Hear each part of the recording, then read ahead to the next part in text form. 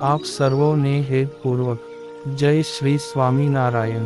આજની સત્સંગ કથા વાર્તા નિજ મંદિર સાવરકુંડલા।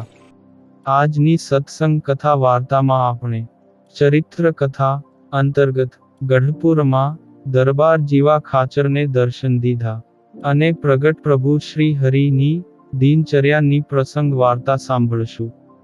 ગઢપુરમાં દરબાર જીવા ખાચરને મહારાજે પોતાની કરુણાએ કરીને ધામમાં તેડી ગયા ને એમની સભા થઈ, એમાં ખુદ પોતે પધાર્યા। એ વખતે ગામો ગામથી ઘણા દરબારો એમના ખરખરે આવ્યા હતા। તે સૌને મળીને મહારાજ પોતાને ઉતારે પધાર્યા ને વસ્ત્ર ઉતારીને બહિર્ભૂમિ જઈ આવીને હાથ મટિયાવીને ગંગા જળિયા કૂવા ઉપર નાહ્યા। પછી વસ્ત્રે કરીને શરીરને લૂછીને કોરા વસ્ત્ર પહેરી થાળ જમવા બિરાજ્યા। પછી ચડું કરી મુખવાસ લઈને ઢોલીએ બિરાજ્યા। ત્યારે ખબર આવી જે ગામ સિહોરથી દાદો કુંવર જીવા ખાચરને ખરખરે આવે છે। ત્યારે દાદા ખાચર ને દેહા ખાચર એમના સામા ગયા। પછી એ તો એમની મેળે બોલ્યા જે અમે તો દાદા ખાચરના દરબારમાં ઉતરીશું। પછી જીવા ખાચરના દરબારમાં જઈ ત્યાંથી દાદા ખાચરના દરબારમાં આવ્યા ને મહારાજને પગે લાગ્યા ને મહારાજે ગાદી તકિયા નંખાવી દીધા ને ખબર પૂછી। ત્યારે મહારાજે એ વખતે પ્રેમાનંદ સ્વામીને સાન કરી તે વાજા લાવીને ગાવા લાગ્યા જે સરજુ ગંગા કે તીર કુંવર શામરા ખડા। ત્યારે શિહોરના દરબાર દાદા કુંવર બોલ્યા જે હે સ્વામિનારાયણ ભગવાન, એવા કીર્તન તો મેં બહુ સાંભળ્યા છે, પણ મુક્તાનંદ સ્વામી, બ્રહ્માનંદ સ્વામી ને પ્રેમાનંદ સ્વામી તેમના કીર્તન સાંભળવાની ઘણી ઈચ્છા છે। પછી અષ્ટકવિના પદ જે ઠુમરી, કેન્દ્રવા, ખયાચ ને જંગલા આ 4 રાગના પદો તે બોલવા માંડ્યા। પછી કીર્તન રખાવીને મહારાજ પોતાના ઉતારે પધાર્યા। વસ્ત્ર ઉતારીને જળના કોગળા કરી થાળ જમવા બિરાજ્યા। પછી ચડું કરીને મુખવાસ લઈ ગવૈયા સંતને થાળ મોકલાવીને ઢોલીએ પોઢ્યા। પછી વહેલા જાગીને નિત્ય વિધિ કરી કથાનો આરંભ કરાવ્યો। પછી સમાપ્તિ કરાવીને થાળ જમવા બિરાજ્યા ને ચડું કરી મુખવાસ લઈને પોઢ્યા ને જાગીને જળના કોગળા કરી જળપાન કરીને મોજડી પહેરી સંત, પાળા ને હરિભક્તો તેમણે સહિત નદીએ નાહવા પધાર્યા અને ખળખળીએ આવી વસ્ત્ર ઉતારીને પાળાનો હાથ ઝાલી પ્રવાહ મધ્યે બિરાજ્યા। પછી 4 ઘડી નાહીને પાળાનો હાથ ઝાલી બહાર નિસર્યા ને વસ્ત્ર પહેર્યા ને હરિભક્તોએ ફૂલના હાર પહેરાવ્યા। પછી મહારાજ મોજડી પહેરીને ચટકનથી ચાલે ચાલ્યા તે દરબારમાં આવીને ઉગમણે 12 ઓરડાની ઓસરીએ ગાદી તકીએ બિરાજ્યા।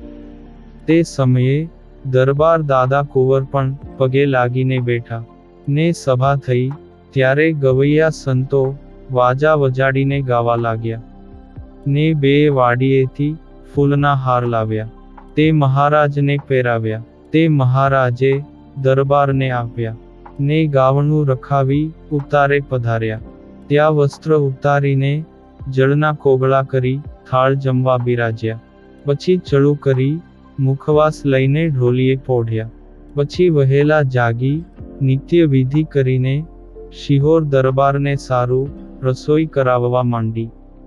એ વખતે બ્રહ્મચારીએ શિહોર કુંવરે દાદા ખાચરે પૂછ્યું જે મહારાજ જમીને થાળ મોકલાવે કે જમ્યા વિના મોકલાવે, કારણ કે મહારાજની પ્રસાદી તો બ્રહ્માદિક દેવને પણ દુર્લભ છે, માટે જમીને મોકલાવે તો બહુ સારું। પછી મહારાજ થાળ જમ્યા ને ચડું કરી મુખવાસ લઈને તે થાળ દરબારને સારું પ્રસાદીનો મોકલાવ્યો અને સભા કરીને પછી બિરાજ્યા। ત્યારે દરબાર આવીને પગે લાગી બેઠા ને બોલ્યા જે આવી ગાન વિદ્યાને નાના પ્રકારના જે ભોજન કરાવવા, તે તો અમારા દરબારમાં પણ ક્યાંય નથી, એવો સારો જમવાનો સ્વાદ પણ આવ્યો. ત્યારે મહારાજ કહે, રસોઈ તો ગુજરાતની બાઈઓ આવી શીખવી જાય, ને આ સાધુ ગાન વિદ્યા તો માહોમાહી શીખે છે, પણ ક્યાંની શીખવા જવાય છે. ત્યારે દરબારને ઘણું અહોપણું થયું, ને મહારાજને ચરણે પગે લાગી વેટ મેલીને ચાલ્યા. પછી મહારાજ ઉતારે પધાર્યા, ને કથા વંચાવવા માંડી, ને કથામાં વચ્ચે વાત પણ કરતા જાય. પછી અધ્યાય પૂરો થયો ત્યારે થાળ જમવા બિરાજ્યા. ચડું કરીને મુખવાસ લઈ ઢોલીએ પોઢ્યા, ને વહેલા જાગી નિત્ય વિધિ કરી વસ્ત્ર પહેરીને કથા વંચાવવા માંડી, ને હરે એવા શબ્દનું ઉચ્ચારણ કરતા જાય. પછી સમાપ્તિ કરાવીને થાળ જમવા બિરાજ્યા. પછી ચડું કરી મુખવાસ લઈને ઢોલીએ બિરાજ્યા. વળી ઘોડીએ અસવાર થયા, ને સાધુ પાળા ને હરિભક્તોએ સહિત વાડીએ પધાર્યા. ત્યાં ઘોડીએથી ઉતરીને ઓટા ઉપર ઢોલીએ બિરાજ્યા. પછી વાડી વાળાએ ફૂલના હાર તોરા ને ગુચ્છ ધરાવ્યા, ને પછી ઘોડીએ સવાર થઈ મહારાજ દરબારમાં પધાર્યા. ત્યાં ઘોડીએથી ઉતરીને ઉતારે આવ્યા, ને જળે કરીને ચરણ ધોવરાવ્યા. પછી નાહ્યા, ને થાળ જમવા બિરાજ્યા. તે જમીને ચડું કરી મુખવાસ લઈ ઢોલીએ બિરાજ્યા, અને કથા વંચાવવા માંડી. તે 2 અધ્યાય પૂરા થયા ત્યારે રખાવી, ને પછી જળપાન કરીને પોઢ્યા, અને વહેલા જાગીને નિત્યવિધિ કરી વસ્ત્ર પહેરીને કથા વંચાવવા માંડી, ને સમાપ્તિ કરાવી થાળ જમવા બિરાજ્યા. પછી ચડું કરી મુખવાસ લઈને ઢોલીએ બિરાજ્યા. ત્યારબાદ ઘોડા સાબદા કરાવી ઘોડીએ અસવાર થયા, ને સંતો પાળા બ્રહ્મચારી ને અયોધ્યાવાસી તથા હરિભક્તોએ સહિત ચાલ્યા. તે ઘોડા ઉપાડ્યા, ને રાધાવાવ થઈ પાછા ગામ પાસે આવીને ઊભા. પછી વાજતે ગાજતે દરબારમાં આવ્યા. ત્યાં ઘોડીએથી ઉતરી ઢોલીએ બિરાજ્યા, ને બોલ્યા, જે સમયે આવવું હોય તે તૈયાર થાજો, અને અમદાવાદ નરનારાયણ દેવના દર્શન કરી વડતાલ શ્રી લક્ષ્મી નારાયણના દર્શન કરીને પાછા આવશું.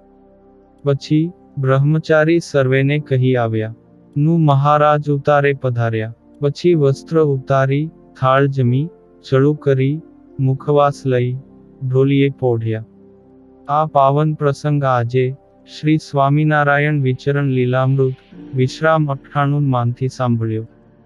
અને હવે પછીની કથા વાર્તા આપણે આગળના ભાગમાં સાંભળશું.